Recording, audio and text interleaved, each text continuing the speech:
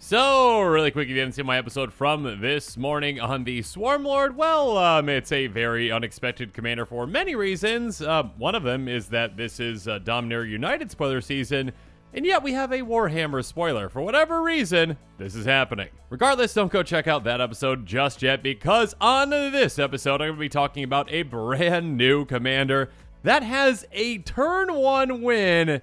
Is this potentially the new combo king?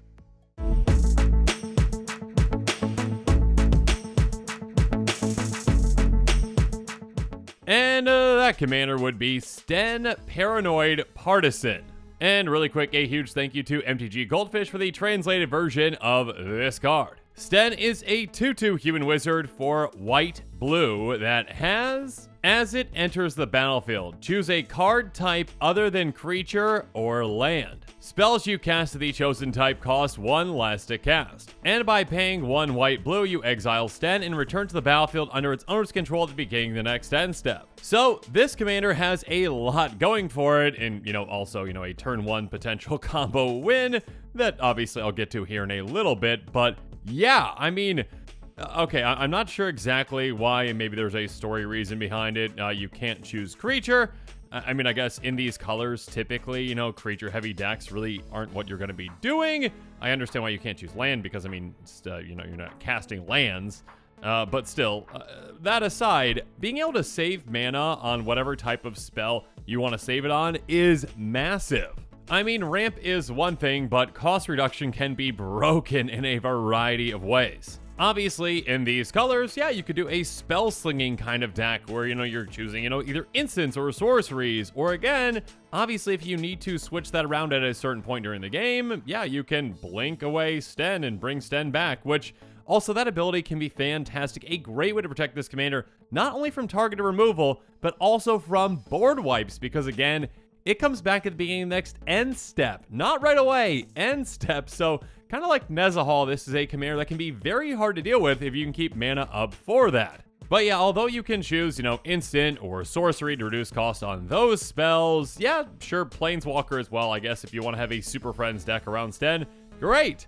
That being said, there is a different kind of card type that can be very, very, very broken with Stenn. And we'll get to that in the combo here in a second, but yeah, this commander has a ton of potential, and I think many players out there are going to be really excited about it. So as a reminder, in the description below, there is a link to list of the cards I'm talking about on this episode, because when new exciting cards get spoiled, and new exciting commanders get spoiled especially, sometimes cards that work really well with that card tend to go up in price sooner rather than later. So yeah, if you are excited about this commander and want to build around it, make sure you check that link out. And now with that said, let's get into the combo.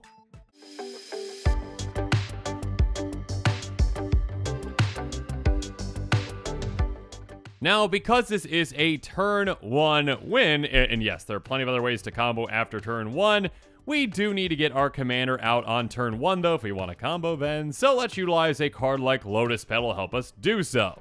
And actually, there are a variety of a different, kind of combination of cards that can essentially fulfill this role, but yeah, Lotus Petal, basically is the most simple way for us to do it. Tap, sacrifice it, add 1 mana of any color. So again, say we played a Plains, awesome, we, obviously tap sacrifices for blue, we played an island, we tap sacrifices for, white. Whichever one, essentially all we need to do is get our commander out on turn 1. And then when our commander does come into play, when it enters the battlefield again, we choose a card type other than creature or land. We, of course, are going to be choosing artifacts, which is basically the most broken thing when it comes to cost reduction.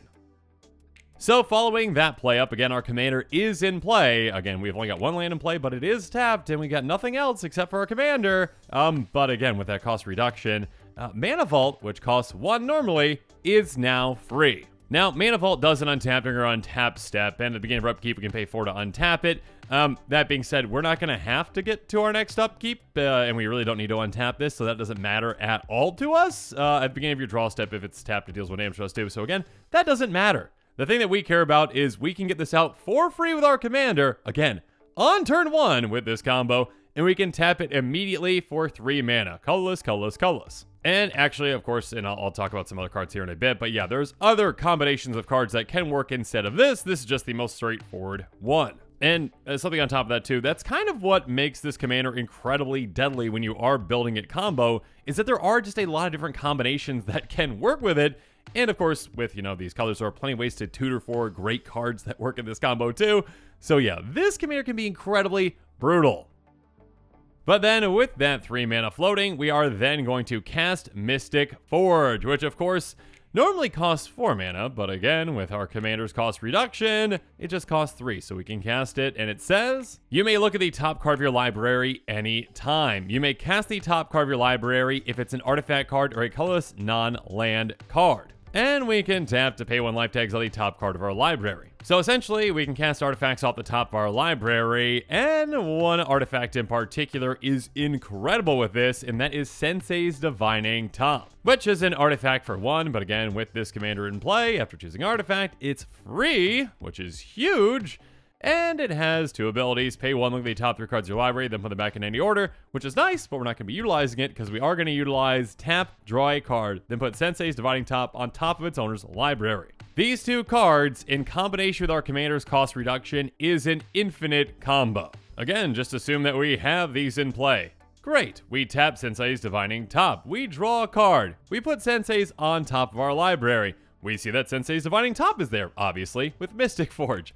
Then we can cast Sensei's Divining Top from the top of our library because of Mystic Forge, and again, because of our commander with that cost reduction, we can cast it for free. So then we recast it. Cool, let's tap, draw another card, and then put it back on top. So essentially, with this, we can draw our entire library. Or, okay, up to whatever amount we need to draw.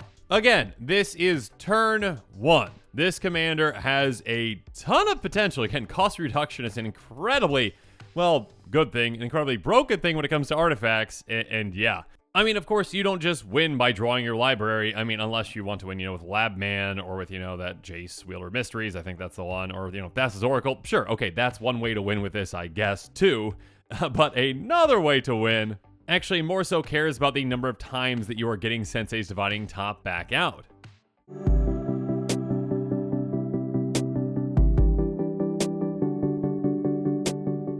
And that would be with cards like Aetherflux Reservoir or Brain Freeze. Yeah, there's a multitude of ways that you can win when you're drawing your entire library with this kind of a combination. Now, and I will talk about this here in a second, obviously, these cards do cost mana to get into play, but yeah, we have, cost reduction. We've got plenty of ways to, get free mana, essentially, to be able to cast these, then to win. But first up, let's go through what these do. Aetherflux Reservoir is a fantastic finisher, especially in an Artifact Storm type build. Whenever you cast a spell, you gain 1 life for each spell you've cast this turn. Which, keep in mind, keeps track of spells that we cast even before we got this into play. So yeah, say we drew like 60 cards after casting, Sensei's Dividing Top 60 times. Cool. We get this in play, we cast the Dividing Top a couple more times, and then we gain 300, 400, whatever kind of life. Then with that life, we can pay 50 life and deal 50 damage to our creature or player. Obviously, again, in Commander, everyone starts off at 40 life, so, your opponents, again, turn 1 or even turn 0 for them are probably still going to be at 40 life, and they're going to be very, very, very, very, very much at 0 life after we take them out with this. Or, of course, another way to take out players is with, a storm count, essentially with Brain Freeze. Target player puts the top 3 cards of their library into their graveyard, and it's got storm. So again, essentially when we cast it, we copy it for each spell played before this turn. We choose targets for the copies. Basically, we can just mill out all of our opponents very easily with this. Again, we're essentially casting Divining Top again and again and again, on top of all the other spells that we can cast, and, any kind of spells in our hand that might be free then thanks to our commander as well. So yeah, just casting this once is going to, have it copy a ton of times, enough to mill our 3 opponents out. Now, like I mentioned, obviously we need to be able to, get mana for these kinds of finishers, and sure, there are plenty of ways to do that. Again, how about like Soul Ring? Okay, again, with our commander in play, that card is free for us to play, which, Soul Ring's already a fantastic card, but now this basically turns it into a Mana Crypt, and of course, Mana Crypt's another option as well, but yeah, tap for colorless, 2 mana for essentially nothing again when our commander is in play. Or even how about Springleaf Drum? Our commander can help us with mana too. Tap an untap creature you control at 1 mana of any color. So again, whether it's the Reservoir or, Brain Freeze or something else, yeah, there are plenty of ways for us to finish our opponents off when we're basically drawing our entire library with a top on turn 1. And of course, I already mentioned, like a mana rock like Mana Crypt, a 0 mana mana rock that can help us, combo off as well. But of course, obviously, the legal Mox can help us as well. Mox Amber, Mox Opal, and Chrome Mox. Mox Amber can tap to add 1 mana of any color among legendary creatures and planeswalkers we control, obviously with our commander in play. This can tap for either of our colors. Mox Opal has Metalcraft, tap add 1 mana of any color, activate this ability only if you control 3 or more artifacts. So yeah, this one can even just help us kind of in that Lotus Petal way. If we're able to just dump a couple of artifacts in play for free, it can help us get our commander out even in some circumstances. Speaking of which, there's Chrome Mox, which has Imprint. When it enters the battlefield, we can exile a non-artifact non-land card from our hand, and it can tap to add 1 mana of any of the exiled card's colors. So again, another turn 1 mana source that can help us either get our commander out potentially, or again, help us after we're already comboing off and, help us cast other things too. Regardless, yeah, I mean, when it comes to actually storming off with this, obviously, once we draw our entire deck, we're going to have plenty of mana to do whatever we need to do to finish our opponents off, again, on turn 1, or potentially, again, I mean, what you'd call turn 0 for our opponents. If we go first, our opponents might not have even played a land before they've lost.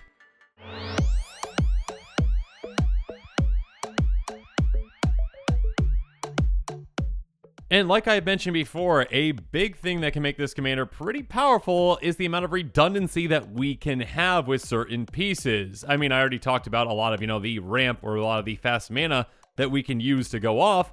But also, again, we've got kind of other versions of that forge with cards like the Reality Chip, Future Sight, and Magus of the Future. The Reality Chip is an artifact, it's a legendary artifact creature equipment jellyfish, which is a mouthful, but it says you can look at the top card of your library at any time, and as long as it's attached to a creature, you can play lands and cast spells from the top of your library. Now, obviously, Mystic Forge is probably going to be the easiest one to combo off with because, again, it just costs us 3 mana at the end of the day to actually get it into play, whereas the Reality Chip, only costs us a single mana to get into play if our commander's already in play and we chose Artifact. It'll cost us a blue, then it costs blue and 2 to actually reconfigure it onto our commander. So, yeah, that would be 4 mana in total, with 2 of it being blue, which obviously makes that tougher. Now, not impossible. Of course, there are plenty of ways to actually do this, but yeah, we can still turn 1 combo with this, but it's more likely that we can do that with Mystic Forge. And then Future Sight is another example. Play the top card of your library revealed. You may play the top card of your library, and Magus of the Future does the exact same thing, but on a creature. So yeah, we've got options when it comes to the different combo pieces, or at least some of them. And speaking of options, again, like I mentioned earlier, there are plenty of ways to effectively tutor for our combo pieces. And especially Sensei's Divining Top is such a crucial one. But yeah, there are plenty of great ways to tutor for it, like, Enlighten Tutor or Fabricate or Trinket Mage. For just 1 mana at instant speed, Enlighten Tutor lets us get an artifact right on top of our library. And then Fabricate lets us go get any artifact directly into our hand for just 3 mana. And Trinket Mage, basically, the exact same thing, essentially, for, Divining Top. When it enters the battlefield, search life for an artifact card, convert mana cost 1 or less, reveal it, put in your hand, then shuffle your library. So yeah, there are plenty of ways for us to set ourselves up with these cards. And just to name a few more, Reshape can help us as well. Additional cost to cast and sacrifice an artifact, search life for an artifact card, convert mana cost extra less, put on the battlefield, then shuffle. So again, if we need Sensei's Divining Top, we just need 1 mana into that X, so 3 mana in total, and we get it right into play by just sacrificing one of our artifacts. In a somewhat similar way, there's Word of Invention. It's got Improvise, so artifacts can actually help tap for, this cost. And it says search life for an artifact card, converting mana cost extra less, put on the battlefield, then shuffle your library. Even one of our lands can help us as well with Urza's Saga. It can tap for a colorless, and then, it gets us a construct, which is lovely. But then its third lore counter is search your life for an artifact card with mana cost 0 or 1, put it on the battlefield, then shuffle. So yeah, there's a wide variety of ways to tutor, and again, although all of them, might not be turn 1 combo wins, you can combo off very quickly with a deck that is dedicated to doing that with this commander. And again, turn 1 combo wins are most definitely possible in a variety of ways.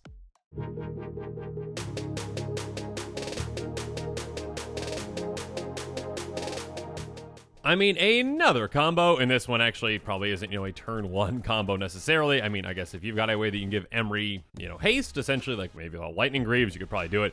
But yeah, a lot more difficult. Still, another potential combo for this deck is with Emery, Mirren Spy, and Chromatic Star in combination with your commander. Emery's going to cost 1 less cast for each artifact we control, and when it enters the battlefield, we mill 4 cards, and on top of that, we can tap to choose target artifact card in our graveyard and cast it this turn. Mirror and Spy says whenever you cast an artifact spell, you may untap target creature. And then Chromatic Star, and actually this role can be filled with a couple of things, we'll talk about those here in a bit, says pay 1, tap, sacrifice it at 1 mana of any color, and then when it's winning a grave from the battlefield, draw a card. So this combo is actually very simple, and again, it requires our commander in play after having chosen artifacts so that our artifact spells cost 1 less to cast. We pay 1 into the Chromatic Star and tap and sacrifice it, and we add, well, whatever color we want, let's just say blue. When that happens, we draw a card, it's in our graveyard, and then we have Emery tap, and then we choose Chromatic Star to be able to cast it this turn. Thanks to our commander, we can cast it for free. Again, it's got a mana cost of 1, but our commander reduces that by 1, so cast it for free. When we do that again,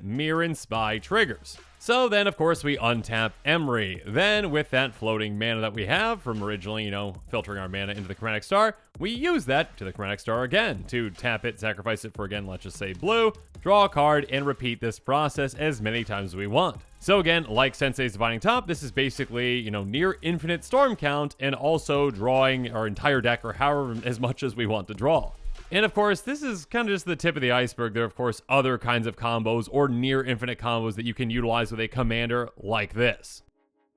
And like I mentioned, yeah, redundancy is a very powerful thing when it comes to a deck like this. And with artifacts, there's a lot of redundant cards. I mean, another one, is Chromatic Sphere, which is basically the exact same thing. Skycloud Egg, which is an egg, which is kind of, the inspiration for all these kinds of cards. Pay 2, tap, sacrifice it, add the color combination of white and blue to your mana pool, draw a card. So yeah, same thing, you can just keep utilizing that mana and putting it into the Skycloud Egg. And then Conjurer's Bauble, which has tap, sacrifice it, put up to 1 target card from your graveyard on the bottom of your library, draw a card. So whether, you're filtering mana basically to just put it back into itself, again with an egg or with Chromatic Sphere, or you're just utilizing Conjurer's Bauble, which doesn't have any kind of a cost to tap and sacrifice it to draw a card, you can go infinite with this kind of a combo.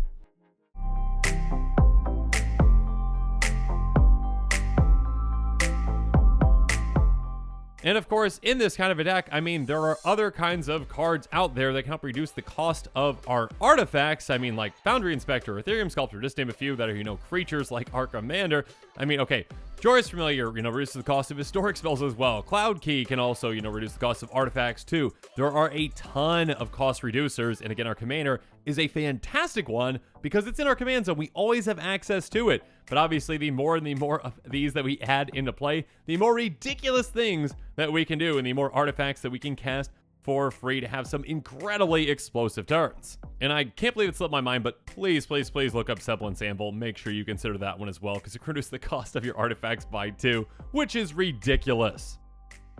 But of course, again, with this kind of artifact storm type of build where you can just cast artifact after artifact, or again, the same one again and again and again, you can really take advantage of that with cards like Riddlesmith, Vidalcan Archmage, and Psy Master Thopterus, just to name a few. Riddlesmith says whenever you cast an artifact spell, you may draw a card. If you do, discard a card. So yeah, basically just a ton of looting. Again, potentially, near infinite looting once you're set up properly. Or again, Vidalcan Archmage, whenever you cast an artifact spell, draw a card. So yeah, just straight up card advantage. Or, you can make an army of Thopters with Psy. Whenever you cast an artifact spell, create a 1/1 colorless Thopter artifact creature token with flying, and you can also utilize your artifacts to draw cards by paying 1 blue and sacrificing 2 artifacts, you draw a card. There are plenty of ways to get a lot of value out of casting artifacts, and yeah, you can do all of that in a deck like this, especially with a commander, again, that gives you incredible cost reduction from the command zone.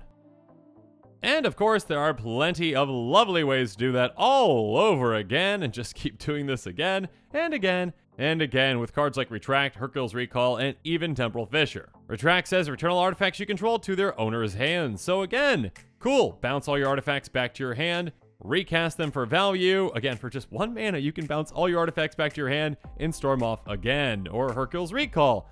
1 in a blue, so 2 mana this time. Oh, so expensive. Return all artifacts target player owns to their hand. Or how about Temporal Fissure, a fantastic finisher in its own right. It's got Storm, return target permanent to its owner's hand. So if, again, you don't finish your opponents off earlier in the game, you can just decimate them later in the game by bouncing every single one of their permanents, including their lands, back to their hand, while also, bouncing your own artifacts back to your hand so you can recast them again. So yeah, there are some incredibly powerful and brutal things that you can do with this commander.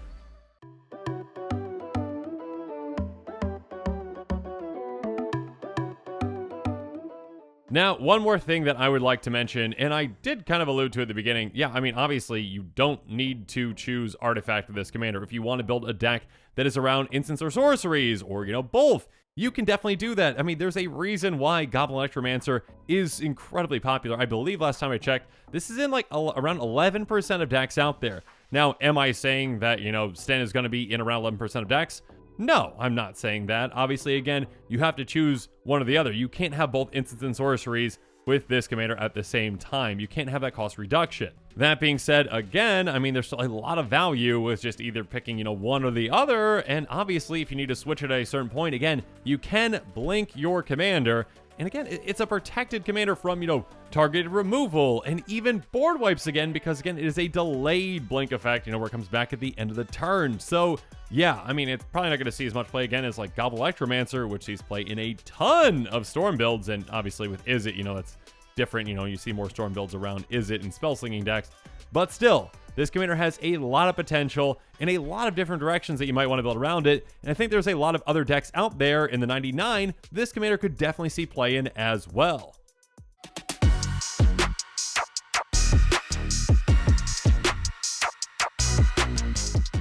But now as this episode is coming to a close, it's time for me to give you my final thoughts on Stenn Paranoid Partisan. Yeah, like I've said many times, I think this commander has a lot of potential. Again, there's a lot of different directions that you can take this commander, and one of them definitely can be incredibly deadly, and has the potential to combo off again, even on turn 1. As early as turn 1, you can combo off with a commander like this, because again, cost reduction, especially for artifacts, and especially from something coming from a command zone, is incredibly powerful and pretty broken in many circumstances. Now, you don't have to build in that way. You can obviously build in whatever way that you would like. I mean, except for, creature reduction. For whatever reason, again, please let me know in the console if you know why no creature reduction. I know it's not really, typically something these colors do, but that seems pretty specific to call that out. Again, is there a lore reason why does Stenn not, work well with others? Regardless, Stenn apparently works well with artifacts, so yeah, I think that's the direction that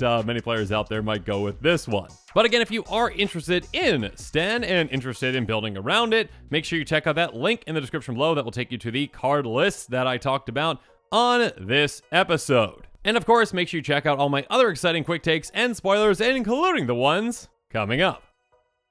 And with that, the show is coming to a close, so it's my turn to hear from you. So in the comments below, let me know what your thoughts on this episode are, and as always, thanks again and have a good one. This show and episodes like this one are possible thanks to viewers like you. If you're looking for an easy way to help support this show, make sure that you like, share, and subscribe. Also, hit that bell notification icon so you don't miss any new episodes. You can also go check out our playmats and other merchandise at thecommandersquarters.com. We also have a ton of brand new t-shirt designs in stock, so make sure you check out those as well. Another easy way to support this show is with our TCG player affiliate links. So whether you're buying a deck or individual cards, you can use this general link right here or one in the description. And the final way that you can support this show is by supporting us directly by becoming a patron. There are many benefits to being a patron, and I truly couldn't do this without all of their support.